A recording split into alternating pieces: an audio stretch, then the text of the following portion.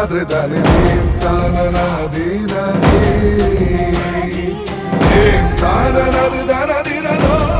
crafted traditional collections. Siren 3 by Chungat Jewelry. Angamaly കണ്ണു തുറക്കുന്നു.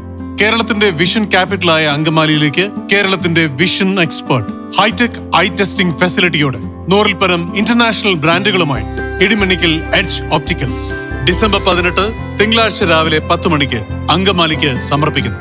കണ്ണു തുറക്കാം പുതിയ കാഴ്ചകളിലേക്ക്. ഇടശ്ശേരി ജ്വല്ലറി കാലടി.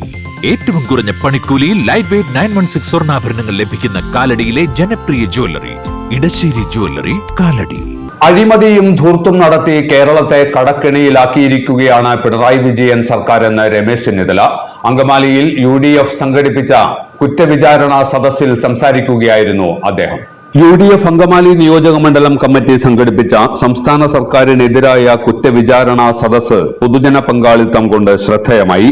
നിയോജക മണ്ഡലത്തിലെ 9 കോൺഗ്രസ് മണ്ഡലം കമ്മിറ്റികളുടെ നേതൃത്വത്തിൽ അങ്കമാലി നഗരത്തിലെ വിവിധ പോയിന്റുകളിൽ നിന്ന് പ്രകടനം നടന്നു. പ്രകടനങ്ങൾ സമ്മേളന വേദിയായ കിങ്ങിണി ഗ്രൗണ്ടിൽ എത്തിയതോടെ വിചാരണാ സദസ്സിന് തുടക്കമായി. സംസ്ഥാനം നേരിടുന്ന 16 വിഷയങ്ങൾ അടങ്ങിയ കുറ്റപത്രമാണ് സദസ്സിൽ അവതരിപ്പിച്ചത്. കോൺഗ്രസ് പ്രവർത്തക സമിതി അംഗം രമേശ് ചെന്നിത്തല കുറ്റവിചാരണ സദസ്സ് ഉദ്ഘാടനം ചെയ്തു. കേരളം അതീവ ഗുരുതരമായ സാമ്പത്തിക പ്രതിസന്ധിയിലേക്കും കടക്കെണിയിലേക്കും എത്തിച്ചേർന്ന് കഴിഞ്ഞിരിക്കുന്നു. മുന്നോട്ട് പോകാൻ കഴിയാത്ത അവസ്ഥ. കൊട്ടിഘോഷിച്ചു കൊണ്ടുവന്നതല്ല സാമൂഹ്യക്ഷേമ പെൻഷനുകൾ 5 മാസമായി കൊടുത്തിട്ട് ആ ക്ഷേമ പെൻഷൻ കൊടുക്കാൻ വേണ്ടിയായിരുന്നു പെട്രോളിനും ഡീസലിനും 2 രൂപ വർദ്ധിപ്പിക്കാൻ തീരുമാനിച്ചത്. ഞാൻ ചോദിക്കട്ടെ, നമ്മളെ എല്ലാവരും പെട്രോൾ പമ്പിൽ അടിക്കുന്ന പെട്രോളിനും ഡീസലിനും 2 രൂപ ലിറ്ററിന് കൂടുതൽ കൊടുക്കണം. ആ പണം ഉപയോഗിച്ചുകൊണ്ട് സാമൂഹ്യക്ഷേമ പെൻഷന് കൊടുക്കാൻ വേണ്ടി ആയിരുന്നെങ്കിൽ എങ്ങനെ 5 മാസം ഇത് തടസ്സപ്പെട്ടു?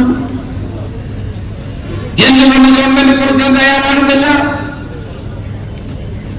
ഇന്ന് കേരളം കണ്ടുകൊണ്ടിരിക്കുന്ന സാമ്പത്തിക ദുരിതത്തിലേക്ക് കേരളം മാറുകയാണ്. ദുരന്തത്തിലേക്ക് മുഖ്യമന്ത്രിയുടെ വാക്യം കടമെടുക്കുന്നു. കേരള സാമ്പത്തിക ദുരന്തത്തിലേക്ക് മാറുന്നു. അതിന്റെ ഉത്തരവാദി ആരാണ്? ഈ ഗവൺമെന്റ് അല്ലേ? അഴിമതിയും കെടുകാര്യസ്ഥതയുമാണ് ഗവൺമെന്റിന്റെ മുഖമുദ്ര. ഇവിടെ നികുതി പിരിക്കുന്ന നടപടികൾ ഫലപ്രദമായി മുന്നോട്ട് കൊണ്ടുപോകാൻ സർക്കാരിന് കഴിഞ്ഞില്ല. ഈ ഗവൺമെന്റ് കേരളത്തിലെ ജനങ്ങളുടെ നിലയിൽ 800 കോടി രൂപയിലധികം നികുതിയായി അടിച്ചേൽപ്പിക്കുകയുണ്ടായി. പെട്രോളിന് വില കൂടുന്നു, ബസ് ചാർജ് വർദ്ധിക്കുന്നു, വൈദ്യുതി ചാർജ് വർദ്ധിപ്പിക്കുന്നു, ജനങ്ങൾക്ക് നൽകുന്ന സേവനങ്ങൾക്ക് നികുതി ഏർപ്പെടുത്തുന്നു. അങ്ങനെ എല്ലാത്തിനും വില വർദ്ധിച്ച് ജീവിക്കാൻ കഴിയാത്ത അന്തരീക്ഷം കേരളത്തിൽ വളർന്നു വരുന്നു. പിണറായി വിജയൻ സർക്കാരിന്റെ അഴിമതിയും ധൂർത്തും ജനങ്ങളെ പൊറുതിമുട്ടിച്ചിരിക്കുകയാണെന്ന് രമേശ് ചെന്നിത്തല പറഞ്ഞു. പാർലമെന്റിലുണ്ടായ ആക്രമണത്തെ ചോദ്യം ചെയ്തതിന് സസ്പെൻഡ് ചെയ്യപ്പെട്ട ബെന്നി ബെഹന്നാൻ MP-യെയും മികച്ച പാർലമെന്റേറിയനുള്ള പുരസ്കാരം നേടിയ NK പ്രേമചന്ദ്രൻ MP-യെയും സദസ്സിൽ ആദരിച്ചു. സംഘാടക സമിതി ചെയർമാൻ കൂടിയായ റോജി M. ജോൺ MLA അധ്യക്ഷനായിരുന്നു. അങ്കമാലി നിയോജക മണ്ഡലത്തിന്റെ വികസനത്തിനായി കോടികൾ അനുവദിച്ചുവെന്ന നവകേരള സദസ്സിലെ മുഖ്യമന്ത്രിയുടെ അവകാശവാദത്തെ MLA രൂക്ഷമായി വിമർശിച്ചു. മുഖ്യമന്ത്രി പണം അനുവദിച്ചത് പത്രത്തിൽ മാത്രമാണെന്നും പാത്രത്തിൽ ഇല്ലെന്നും MLA പറഞ്ഞു. പത്രത്തിൽ പ്രഖ്യാപനം നടത്തി ഒരു സർക്കാർ ഉത്തരവിറക്കിയ കടലാസിൽ 275 കോടി എന്ന് എഴുതിയതുകൊണ്ട് ഇവിടെ ഒരു ബൈപ്പാസും വരില്ല, ഇവിടെ ഒരു ഗിഫ്റ്റ് സിറ്റിയും വരില്ല, ഇവിടെ ബാംബു കോർപ്പറേഷൻ നന്നാവില്ല, പ്ലാന്റേഷൻ കോർപ്പറേഷൻ നന്നാവില്ല. അത് നന്നാവണമെങ്കിൽ അതിന് പണം കൊടുക്കാൻ സർക്കാർ തയ്യാറാവണം. പണം കൊടുത്ത് ഭൂമി ഏറ്റെടുക്കാൻ തയ്യാറാവണം. ഇവിടെ 2016 പ്രഖ്യാപിച്ച പദ്ധതികളാണ്. Angamaly bypass, Perumbavoor bypass, Muvattupuzha bypass, seaport airport road എല്ലാം പത്രത്തിലുണ്ട്. ഈ 2016 പ്രഖ്യാപിച്ച കിഫ്ബിയുടെ ഏതെങ്കിലും ഒരു പദ്ധതി പൂർത്തീകരിച്ചോ എന്ന് ഞാൻ ചോദിക്കുന്നില്ല. ഏതെങ്കിലും ഒരു പദ്ധതി ആരംഭം കുറിക്കാനായിട്ട് ഈ സർക്കാരിന് കഴിഞ്ഞിട്ടുണ്ടോ?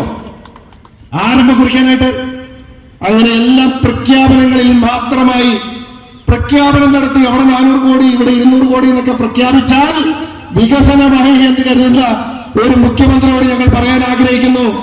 അങ്ങനെ വന്ന് പ്രഖ്യാപനം നടത്തിപ്പോയാലൊന്നും ഇവിടെ വികസനമാവില്ല. സർക്കാരിന്റെ അവസ്ഥ എന്താണെന്നും ഖജനാവിന്റെ അവസ്ഥ എന്താണെന്നും ഇവിടുത്തെ നാട്ടുകാർക്ക് നന്നായിട്ട് അറിയാം. എന്നിട്ട് എന്താ പറഞ്ഞത്? ഈ സദസ്സില് ജനസദസ്സില് അധ്യക്ഷനായിട്ട് MLA വരേണ്ടതായിരുന്നു. MLA വരാത്തതിന്റെ കുഴപ്പമാണ് പറഞ്ഞത്. അപ്പൊ ഞാൻ അന്വേഷിച്ചു സദസ് എങ്ങനെയാണെന്ന്.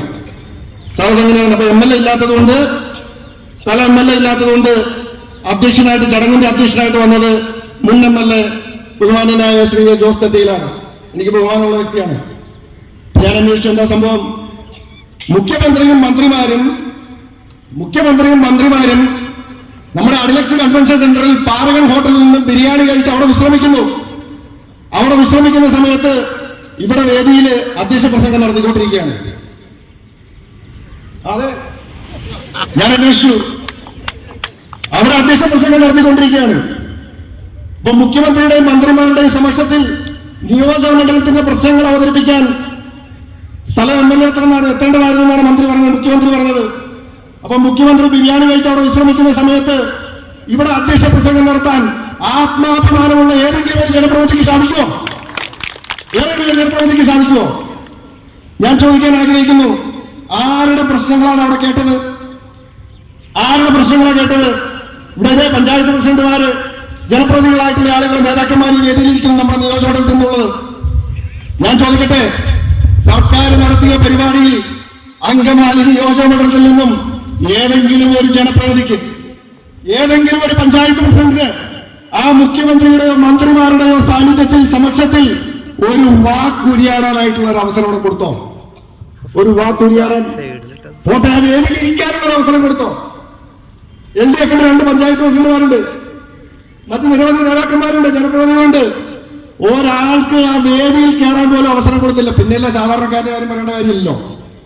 കുറെ ആളുകളെ, ഞാൻ നേരത്തെ പറഞ്ഞതുപോലെ, ആളുകളെ നിർബന്ധിച്ചു കൊണ്ടുവന്ന് അവരെ വേലി കെട്ടി അപ്പുറത്തിരുത്തി മുഖ്യമന്ത്രി അദ്ദേഹത്തിന് പ്രസംഗിക്കേണ്ട സമയമായപ്പോ, ഞാൻ നേരത്തെ പറഞ്ഞതുപോലെ ഈ അധ്യക്ഷ പ്രസംഗവും മറ്റ് മന്ത്രിമാരുടെ പ്രസംഗവും എല്ലാം കഴിഞ്ഞ് മുഖ്യമന്ത്രി കറക്റ്റ് സമയമായപ്പോ ആ ബസ്സിലവിടെ വരുന്നു, ആ 2 സ്റ്റെപ്പ് ലിഫ്റ്റിൽ താഴെ ഇറങ്ങുന്നു, വേദിയിൽ വന്ന് സ്റ്റേജിൽ കയറി അദ്ദേഹം ഒരു പ്രസംഗം നടത്തി കയ്യും വീശി തിരിച്ചു പോകുന്നു.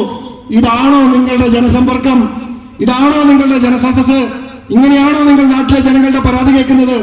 Anwar Sadath MLA, DCC president Muhammad Shiyas, KPCC രാഷ്ട്രീയ കാര്യസമിതി അംഗം Joseph Vazhakkan, KPCC secretary IK Raju, Angamaly നഗരസഭാ ചെയർമാൻ മാത്യു തോമസ്, മുൻ MLA PJ ജോയി, UDF നിയോജക മണ്ഡലം chairman Baby V Mundadan, Congress UDF നേതാക്കൾ തുടങ്ങിയവർ പ്രസംഗിച്ചു.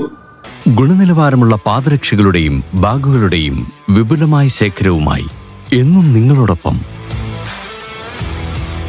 ഷൂക്രാഫ്റ്റ് Footwears and Bags, Old Market Road, Angamaly. എല്ലാത്തരം അഴുക്കിനെയും തുടച്ചുമാറ്റി സുഗന്ധം പരത്താൻ ഇനി എന്നെന്നും ഓർമ്മ പെർഫ്യൂംഡ് ക്ലീനിംഗ് ലിക്വിഡ്. വീടെന്നും സ്വർഗമാക്കാൻ ഓർമ്മ പ്രോഡക്ട്സ്. അങ്കമാലി കണ്ണു തുറക്കുന്നു. കേരളത്തിന്റെ വിഷൻ ക്യാപിറ്റലായ അങ്കമാലിയിലേക്ക് കേരളത്തിന്റെ vision expert hi-tech eye testing ഫെസിലിറ്റിയോടെ നൂറിൽപ്പരം ഇന്റർനാഷണൽ ബ്രാൻഡുകളുമായി ഇടിമണ്ണിക്കൽ എഡ്ജ് ഓപ്റ്റിക്കൽസ് ഡിസംബർ 18 തിങ്കളാഴ്ച രാവിലെ 10 മണിക്ക് അങ്കമാലിക്ക് സമർപ്പിക്കുന്നു. കണ്ണു തുറക്കാം പുതിയ കാഴ്ചകളിലേക്ക്. വാവ്, എലഗന്റ് ഡിസൈൻ. ട്രഡീഷണലാ? ഇതൊക്കെ എന്റെ അമ്മയുടെ ആഭരണങ്ങളാ. പാരമ്പര്യത്തോളം വരില്ലല്ലോ പുതിയ ഡിസൈൻ. പാരമ്പര്യവും പുതിയ ഡിസൈനും ഒരുമിച്ച് വന്നാലോ? ഇംപോസിബിൾ. യാ, പോസിബിൾ. ഇതെല്ലാം എന്റെ കല്യാണത്തിന് വാങ്ങിയതാ. വാവ്, ഇതെവിടുന്നാ? നമ്മുടെ MV ചാക്കോ ജ്വല്ലറിന്ന്. 70 വർഷത്തെ പാരമ്പര്യല്ലേ? MV Chacko jewellers, Angamaly.